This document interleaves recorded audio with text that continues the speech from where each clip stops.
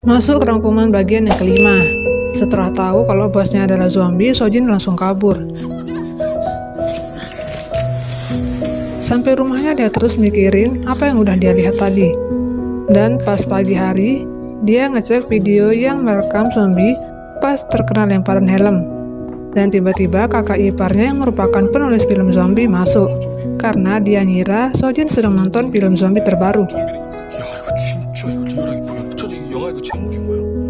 Kakak ipar Sojin kemudian ngasih buku sejarah zombie yang di dalamnya berisi ciri-ciri zombie. Dan kesemua isinya sama kayak ciri-ciri bosnya. Semakin dijelaskan, Sojin seolah nggak percaya kalau bosnya beneran zombie.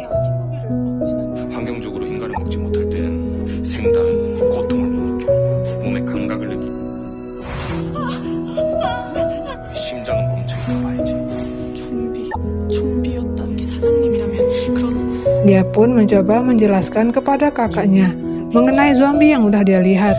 Tapi dia malah diusir sama kakak perempuannya, gara-gara belum bayar sewa rumah.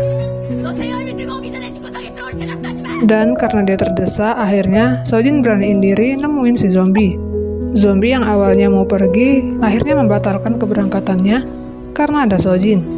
Sojin datang pakai seragam lengkap dan berjaga-jaga biar dia nggak digigit sama si zombie. Di depan zombie, dia bohong. Dia bilang habis olahraga dan nggak sempat ganti kostum dan langsung nemuin zombie. Alasan Sojin datang nemuin zombie adalah dia minta gajinya. Kalau diingat-ingat sebelumnya kan Sojin pernah bilang, padahal dia rela nggak digaji demi kerja. Tapi gara-gara kepepet akhirnya dia minta gajinya juga tuh. Tanpa pikir panjang, si zombie pun langsung ngasih uang dan nyuruh Sojin pulang.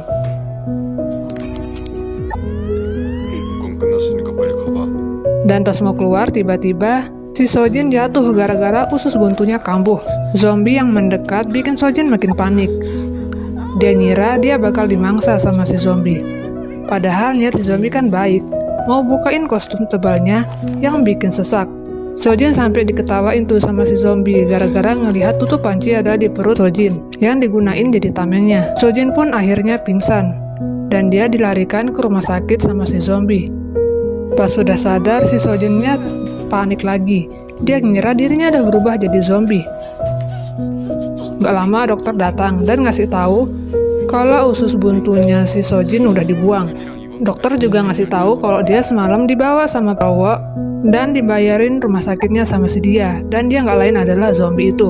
Abis dengar ceritanya Pak Dokter, si Sojin pun jadi merasa bersalah karena udah ngira zombie adalah zombie yang jahat. Benarnya si zombie juga heran sama dirinya sendiri yang malah nyelamatin manusia. Karena udah merasa baikan, si Sojin pun mutusin untuk nemuin zombie di rumahnya. Dia mau pergi minta maaf, tapi sampai di rumahnya dia nggak nemuin si zombie. Ternyata si zombie udah pergi dari rumahnya sehabis ngembaliin anjing kliennya. Si zombie juga nggak bawa HP-nya pergi. Meskipun begitu, Sojin bisa dengan mudah nemuin si zombie dengan cepat karena dia meriksa di HP si zombie riwayat keberangkatan si zombie.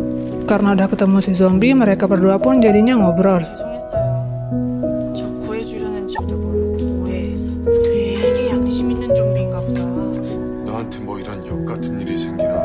Sojin juga dengan tulus mau bantuin si zombie buat ngembaliin ingatannya yang hilang. Setelah sama-sama sepakat, mereka pun mulai kerjasama. Tugas pertama Sojin sebagai karyawannya zombie adalah beliin si zombie BB cream dan juga daging ayam. BB cream ini adalah penyamar yang selama ini digunakan oleh si zombie biar wajah seremnya nggak kelihatan.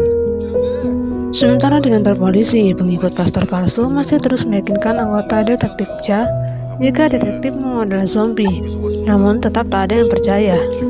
Kepolisian sendiri sudah memeriksa data detektif Mo.